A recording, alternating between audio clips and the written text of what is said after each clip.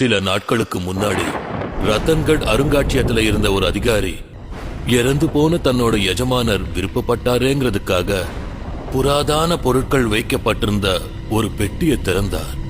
அந்த பெட்டியில மிக பழமையான பொருட்களுக்கு நடுவுல ஒரு பழைய காகிதமும் இருந்தது.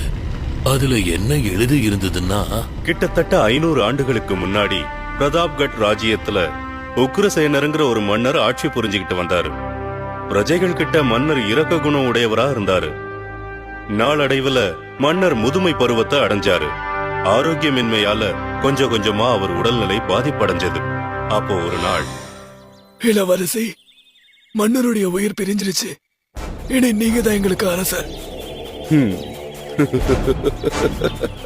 கூறி தவறல. புது அரசன் கிர்மாடா அநியாயமானவன், அராஜகம் பண்றவன். அப்படிப்பட்டவனோட ஆட்சியில மக்கள் வாழ